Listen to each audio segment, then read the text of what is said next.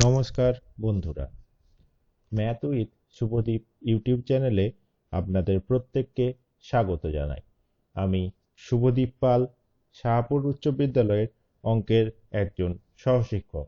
আপনাদের যদি আমার চ্যানেলটি ভালো লেগে থাকে তাহলে আপনারা আমার চ্যানেলটিকে সাবস্ক্রাইব করুন এবং পাশে থাকা বেল আইকনটি বাজিয়ে দিন।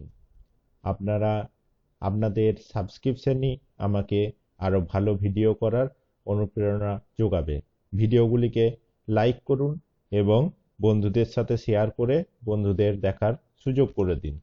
গত কয়েকদিন ধরে আমরা কম্পাউন্ড ইন্টারেস্ট বা চক্রবৃদ্ধি সুদ এই চ্যাপ্টারটির উপর আলোচনা করছি। আজ আমরা এই চ্যাপ্টারটির আরো কয়েকটি কঠিনতর অঙ্ক করে নেব। চলুন তাহলে শুরু করা যাক।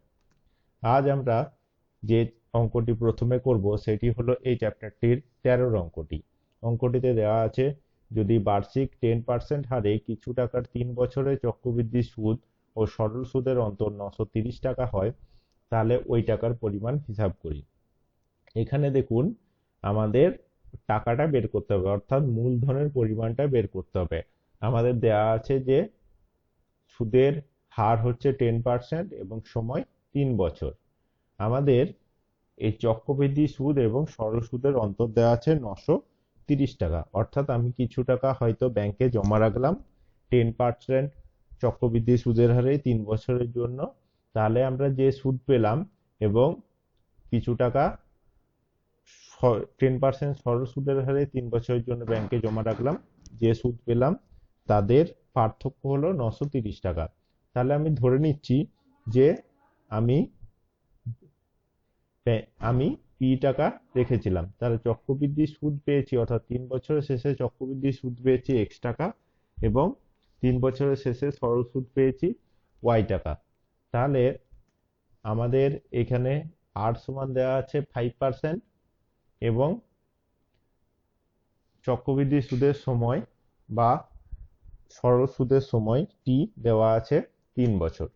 তাহলে আমাদের সরল সুদ নির্ণয়ের সূত্র i equal to PRT by 100 যদি প্রয়োগ করি, তাহলে আমরা পেয়ে যাব y সমান, যেহেতু আমরা সরল সুদ y ধরেছিলাম, তাহলে y সমান p into 10 into 3 by 100, অর্থাৎ 3p by 10 টাকা। আবার চক্রবৃদ্ধি সুদাসল নির্ণয়ের সূত্র a সমান p into 1 plus r by 100 to the power n যদি প্রয়োগ করি, তাহলে আমরা পেয়ে যাব a সমান p into 1 plus 10 by 100 তার কিউব। এটাকে যদি আমরা 1 যুক্ত 10 by 100 যদি করি, তাহলে আমরা পেয়ে যাবো 110 by 100। তাহলে 110 by 100 অর্থাৎ 00 কেটে দিলে আমাদের পড়ে থাকবে 11 by 10। 11 by 10 তার কিউব মানে 3টে 11 by 10, তাহলে p into 11 by 10 into 11 by 10 into 11 by 10, অর্থাৎ 1331 p by 1000 টাকা। তাহলে আমাদের সুদ আসল পেয়ে গেলাম 1331 পি বাই 1000 টাকা। তাহলে আমাদের যেখানে আসল ছিল পি টাকা, তাহলে আমরা চক্রবৃদ্ধি সুদ অর্থাৎ এক্স আমরা যেটা ধরেছিলাম সেটা পেয়ে গেলাম 331 পি বাই 1000 টাকা। তাহলে শর্তানুসারে আমাদের এক্স মাইনাস ওয়াই সমান 930, অর্থাৎ 331 P by 1000 minus 3p by 10 সমান 930। আমাদের 1000 লসাগু, অর্থাৎ 331 পি মাইনাস 300 পি সমান 930। তাহলে এটা ক্যালকুলেশন করলে আমরা পেয়ে গেলাম পি সমান 30,000, অর্থাৎ টাকার পরিমাণ ছিল 30,000, অর্থাৎ মূলধনের পরিমাণ বা আসলের পরিমাণ সমান 30,000 টাকা। তাহলে আমরা পরের অঙ্কতে চলে যাই। পরের অঙ্ক করার আগে আমরা একটি সূত্র বুঝে নিই। আমরা এতক্ষণ যেসব অঙ্কগুলি করে আসছিলাম তাতে সুদের পরিমাণ ফিক্স ছিল, অর্থাৎ পুরো মেয়াদ বরাবর সুদের পরিমাণ একই থাকছিল। কিন্তু এখন আমরা একটি অঙ্ক করব যেটিতে 2 বছরে 2 রকম সুদের হার দেওয়া আছে। তাহলে যদি ধরুন আমরা p টাকা জমা রেখেছি এবং মেয়াদ হচ্ছে n বছর, তাহলে যদি n বছরের প্রথম বছরে r1% সুদ পাই, দ্বিতীয় বছর যদি r2% সুদ পাই, এরকম ভাবে n তম বছরে যদি rn% সুদ পাই, তাহলে আমাদের n বছরের শেষে সমূহ চক্রবৃদ্ধি হবে p into 1 plus r1 by 100 into 1 plus r2 by 100 into 1 plus r3/100 dot dot dot, অর্থাৎ চতুর্থ পঞ্চম এমনি করে বছরগুলো চলে যাচ্ছে n তম ইন্টু 1 প্লাস rn/100। তাহলে আমরা একটা অঙ্ক করে নিই এবং বুঝে নিলে আমাদের সুবিধা হবে। বার্ষিক চক্রবৃদ্ধি সুদের হার যদি প্রথম বছর 5%, দেখুন এখানে প্রথম বছরে 5%, দ্বিতীয় বছরে 6% দেওয়া আছে। তার মানে এখানে 2 বছরে সুদের হার দু রকম, প্রথম বছর 5%, দ্বিতীয় বছর 6%। তাহলে 5,000 টাকা 2 বছরের শেষে চক্রবৃদ্ধি সুদ কত? তাহলে আমাদের এখানে পি সমান 5,000, প্রথম বছরে সুদের হার R1 সমান 5%, দ্বিতীয় বছরে সুদের হার R2 সমান 6%। তাহলে মেয়াদ আমাদের 2 বছর। তাহলে আমরা এখানে যেহেতু 2 বছর, তাই আমাদের এই R2 তে এসে সূত্রটা ফিক্সড হয়ে যাবে, শেষ হয়ে যাবে। আমাদের যত বছর আর এর সাবস্ক্রিপশন তত হবে। অর্থাৎ যদি 3 বছর হয় তাহলে R3 পর্যন্ত যাব, যদি n তম বছর হয় তাহলে n পর্যন্ত যাব। যেহেতু আমাদের এখানে 2 বছর আছে, তাই এখানে R2 পর্যন্ত এলো। তাহলে আমাদের 5,000 ইন্টু 1 প্লাস 5/100 ইন্টু 1 প্লাস 6/100, এটা যদি ক্যালকুলেশন করি আমরা পেলাম 5,565 টাকা। অর্থাৎ 2 বছরের শেষে সমূল চক্রবৃদ্ধি হচ্ছে 5,565 টাকা। তাহলে আমাদের যদি সমূল চক্রবৃদ্ধি থেকে আসলটা বিয়োগ করে দিই, তাহলেই আমরা সুদ পেয়ে যাবো। তাহলে 5,565 মাইনাস 5,000 অর্থাৎ 565 টাকা। অর্থাৎ 2 বছরের শেষে আমরা চক্রবৃদ্ধি সুদ পেলাম 565 টাকা। আমরা পরের অঙ্কটি করে নিই। এই অঙ্কটি ইম্পর্টেন্ট অঙ্ক তোমাদের জন্য, এবং তোমরা এই অঙ্কটি খুব ভালো করে করবে। চলো 16 অঙ্কটা করে নেওয়া যাক। কোন নির্দিষ্ট পরিমাণ মূলধনের 1 বছরের সরল সুদ 50 টাকা এবং 2 বছরের চক্রবৃদ্ধি সুদ 102 টাকা হলে মূলধনের পরিমাণ এবং বার্ষিক সুদের হার নির্ণয় করো। তাহলে দেখো এখানে আমাদের দুটো জিনিস বের করতে হবে, এক হচ্ছে আসল বা মূলধনের পরিমাণ এবং সুদের হার। তাহলে দেখুন ওই টাকাটা আমরা 1 বছরের জন্য সরল সুদ হিসাবে খাটিয়েছি এবং 2 বছরের জন্য চক্রবৃদ্ধি সুদ হারে খাটিয়েছি। তাহলে ওই একই পরিমাণ টাকা, তাহলে আমরা ধরে নিচ্ছি যে মূলধনের পরিমাণ p টাকা এবং সুদের হার r%। তাহলে দেখুন সরল সুদের ক্ষেত্রে t সমান 1 বছর। তাহলে সরল সুদের সূত্র আমরা কি পেয়েছিলাম, i = PRT/100। তাহলে p, r এবং t এর মান যদি বসিয়ে দিই, তাহলে আমরা পেয়ে যাবো i সমান PR/100। তাহলে শর্তানুসারে এই PR/100 সমানই 50, যেহেতু বলা আছে যে 1 বছরের সরল সুদ 50 টাকা। তাহলে আমরা যদি আবার চক্রবৃদ্ধি সুদের ক্ষেত্রে এর মানে হচ্ছে 2 বছর, অর্থাৎ সময় হচ্ছে 2 বছর। তাহলে আমরা যদি a সমান p into 1 plus r/100 to the power n করি, তাহলে আমরা যদি সবগুলি বসিয়ে দিই, তাহলে পেলাম p ইন্টু 1 প্লাস r/100 তার হোল স্কোয়ার। তাহলে a প্লাস b তার হোল স্কোয়ার মানে হচ্ছে a square plus 2ab plus b square. তাহলে আমরা পেয়ে যাবো যে চক্রবৃদ্ধি সুদ হচ্ছে a মাইনাস p, অর্থাৎ p ইন্টু 1 প্লাস r/100 তার হোল স্কোয়ার মাইনাস p, অর্থাৎ p a square plus 2r/100 plus r square by 10,000, অর্থাৎ p plus 2pr plus 100 plus pr square by 10,000 minus p। এই p যদি আমরা কেটে দিই, তাহলে এইখান থেকে আমরা যদি pr/100 কমন নিয়ে নিই, তাহলে আমাদের দেখুন আমাদের এখানে pr/100, তাহলে 2টা পড়ে থাকলো ইন্টু r/100 টাকা। তাহলে শর্তানুসারে আমাদের এই যে pr/100 ইন্টু 2 প্লাস r/100 মানে 102 টাকা, যেহেতু আমাদের অঙ্কে দেওয়া ছিল চক্রবৃদ্ধি সুদ হচ্ছে 102 টাকা। তাহলে pr/100 মানে আমরা 50 পেয়ে গেছি, 50 বসিয়ে দিলাম 1 নম্বর থেকে। তাহলে 2 প্লাস r/100 সমান 102/50, এই 50টা ডান দিকে চলে এলো ভাগ হয়ে। 2 দিয়ে কাটাকাটি করলাম 51/25, অর্থাৎ r/100 সমান 51/25 মাইনাস 2, অর্থাৎ 1/25। তাহলে r সমান পেয়ে গেলাম 1 গুণিত 100/25 অর্থাৎ 4। আবার 1 নম্বর সমীকরণ থেকে আমরা কত পেয়েছিলাম, pr/100 সমান 50। তাহলে আমরা r এর মান পেয়ে গেছি 4, তার মানে p পি ইন্টু 4/100। এখান থেকে আমরা পেয়ে গেলাম পি সমান 1250, অর্থাৎ আমাদের মূলধনের পরিমাণ হচ্ছে 1250 টাকা আর বার্ষিক সুদের হার হচ্ছে 4%।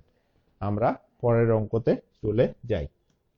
আমাদের পরের অঙ্কতে দেওয়া আছে 6 মাস অন্তর বার্ষিক 8% চক্রবৃদ্ধি সুদের হারে 6000 টাকার 1 বছরের চক্রবৃদ্ধি সুদ নির্ণয় করো। তাহলে আমরা এতক্ষণ যে অঙ্কগুলো করে আসছিলাম সবগুলোরই পর্ব ছিল 1 বছর।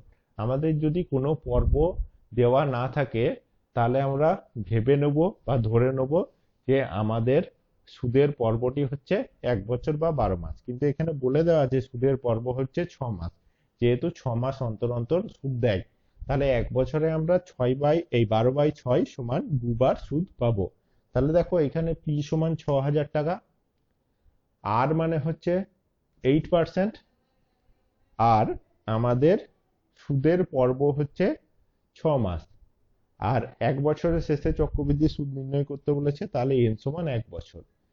তাহলে আমাদের যেটা আগে বললাম যে 6 মাস অন্তর সুদ দিলে প্রথম 6 মাসে একবার সুদ পাবো, আবার শেষ 6 মাসে একবার সুদ পাবো, অর্থাৎ দুবার টোটাল সুদ পাবো। তাহলে চক্রবৃদ্ধি সুদ বা সুদাসল নির্ণয়ের সূত্রটি হয়ে যাবে P into 1+r/2 into 100^2n, অর্থাৎ সুদের হারকে 2 দিয়ে ভাগ হবে, অর্থাৎ বছরে আমি যতবার সুদ পাবো সুদের হারকে তত দিয়ে ভাগ করতে হবে এবং সময়কে তত দিয়ে গুণ করতে হবে। আমরা যেহেতু এখানে দুবার সুদ পাচ্ছি তাই আমরা আর কে অর্থাৎ সুদের হারকে 2 দিয়ে ভাগ করব এবং সময়কে 2 দিয়ে গুণ করব।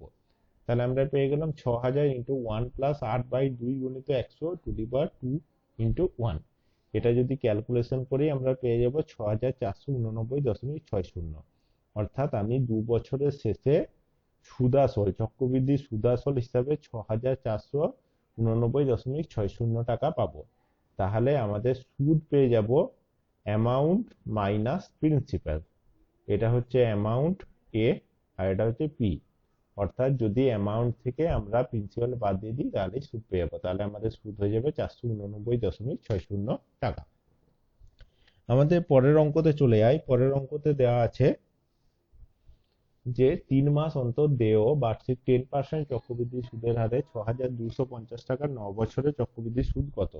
তাহলে দেখো এখানে পি হচ্ছে 6250 টাকা, আর দেওয়া আছে 10%, আর সময় এন মানে হচ্ছে 9 মাস। 9 মাস সমান 9/12 বছর, তার মানে 3/4 বছর। তাহলে এখানে সুদের পর্ব 3 মাস, অর্থাৎ পর্ব অর্থাৎ কত মাস অন্তর সুদটা দেওয়া হয়, তাহলে 3 মাস। তাহলে বছরে আমরা প্রথম 3 মাসে একবার, দ্বিতীয় 3 মাসে একবার, তৃতীয় 3 মাসে একবার আর চতুর্থ 3 মাসে একবার, অর্থাৎ 4 বার সুদ পাবো।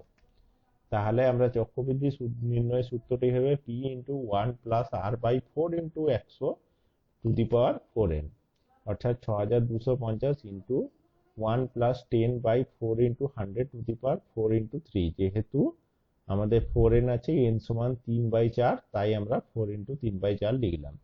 এটাকে যদি ক্যালকুলেশন করি আমরা পেয়ে যাবো 6250 ইন্টু 41/100 ইন্টু 41/100 ইন্টু 41/100, তাহলে 6730.57 টাকা। অর্থাৎ 9 মাসের চক্রবৃদ্ধি সুদ পেয়ে যাব 6730.57 মানে মাইনাস 6250, অর্থাৎ 480.57 টাকা। আমরা পরবর্তী অঙ্কে চলে যাই। পরবর্তী অঙ্কটিতে দেওয়া আছে বার্ষিক 8% চক্রবৃদ্ধি হার সুদে কত বছরে 40,000 টাকার সমল চক্রবৃদ্ধি 46,656 টাকা হবে তা নির্ণয় করো। তাহলে দেখো এই ক্ষেত্রে পি দেওয়া আছে 40,000 টাকা, আর দেওয়া আছে 8%, এ দেওয়া আছে 46,656 টাকা, আর ধরি সময় এন সমান x বছর, অর্থাৎ x বছরে 8% চক্রবৃদ্ধি হার সুদে 40,000 টাকা সমল চক্রবৃদ্ধি 46,656 টাকা হবে। দেখো এখানে সুদের পর্ব কিন্তু দেওয়া নেই, তাই আমরা সুদের পর্ব যদি দেওয়া না থাকে তাহলে আমি আগের দিন বলেছিলাম যে সুদের পর্ব 1 বছর ধরে নেব, অর্থাৎ 1 বছরে একবারই সুদ পাওয়া যাবে। তাহলে সূত্রটি হবে a সমান p ইন্টু 1+r/100^n, তাহলে এইগুলো আমরা বসিয়ে দিলাম 46,656 সমান 40,000 ইন্টু 1+8/100 তার মানে 1+8/100 তার মানে হয়ে যাবে 108/100। তার মানে আমরা এটাকে ঘুরিয়ে লিখলাম, তার মানে 108/100 সমান 46,656/40,000। তাহলে এইটা যদি 4 দিয়ে কাটাকুটি করি 108 27 আর 4 25 100, অর্থাৎ 27/25 সমান, এটাকে আমরা 64 দিয়ে কাটাকাটি করলে হবে 729/625। 27 গুণিত 27 সমান 729, আর 25 গুণিত 25 সমান 625। তার মানে 727/625 হয়ে যাবে 27/25 তার হোল স্কয়ার। আমরা 27/25 ক্যান্সেল করে দিলে x সমান 2, অর্থাৎ বার্ষিক 8% চক্রবৃদ্ধি হার সুদে 2 বছরে 40,000 টাকার সমূল চক্রবৃদ্ধি 46,656 টাকা হবে। আমরা পরবর্তী অঙ্কে চলে যাই। পরবর্তী অঙ্কটি দেওয়া আছে, শতকরা বার্ষিক কত চক্রবৃদ্ধি হার সুদে 10,000 টাকা 2 বছরের সমূল চক্রবৃদ্ধি 12,100 টাকা হবে। তাহলে দেখো এক্ষেত্রে পি দেওয়া আছে 10,000, আবার এখানে যেহেতু সুদের পর্ব দেওয়া নেই তাই ধরে নেবো যে সুদের পর্ব 1 বছর। তাহলে এখানে এন 2 বছর দেওয়া আছে, এ 12,100 দেওয়া আছে। তাহলে এ সমান পি ইন্টু 1+r/100 সূত্রটা যদি প্রয়োগ করি তাহলে আমরা পেয়ে যাবো 12,100 সমান 10,000 ইন্টু 1+r/100 তার হোল স্কয়ার, অর্থাৎ 12,100/10,000 সমান 1+r/100 তার হোল স্কয়ার। এই দুটো শূন্য আমরা যদি কেটাকাটি করে দিই তাহলে হয়ে যাবে, আমরা ঘুরিয়ে লিখছি 1+r/100 সমান 12,100/10,000। এখন আমরা দুটো শূন্য কাটলাম, তাহলে হয়ে গেল 121/100। 121/100 মানে হচ্ছে 121/100, অর্থাৎ 121 মানে হচ্ছে 11 গুণিত 11, আর 100 মানে হচ্ছে 10 ইন্টু 10, অর্থাৎ 1+r/100 তার হোল স্কয়ার সমান 11/10 তার হোল স্কয়ার, অর্থাৎ 1+r/100 সমান 11/10, অর্থাৎ 1+1/10। তাহলে আমাদের r/100 সমান এই এক যদি ক্যান্সেল হয়ে যায় তাহলে হয়ে যাবে 1/10, অর্থাৎ r সমান 10। তাহলে শতকরা বার্ষিক 10% চক্রবৃদ্ধি হার সুদে 2 বছরে 10,000 টাকার সমূল চক্রবৃদ্ধি 12,100 টাকা হবে। আশা করছি আপনাদের আমার চ্যানেলটি ভালোই লাগছে। আপনারা আমার চ্যানেলটিকে সাবস্ক্রাইব করুন, ভিডিওগুলিকে লাইক করুন এবং ভিডিওগুলিকে বন্ধুদেরকে শেয়ার করে দেখার সুযোগ করে দিন। আবার আপনাদের সাথে পরবর্তী দিনে নতুন একটি চ্যাপ্টার নিয়ে দেখা হবে। ততদিনকার মতো গুড বাই বন্ধুরা। আপনারা প্রত্যেকে ভালো থাকবেন, সুস্থ থাকবেন এবং সবথেকে বড় কথা, আপনারা প্রত্যেকে বাড়িতেই থাকবেন। বাড়িতে থেকেই আপনারা আপনাদের প্রয়োজনীয় কাজগুলি সারুন এবং সুস্থ থাকুন। নমস্কার বন্ধুরা।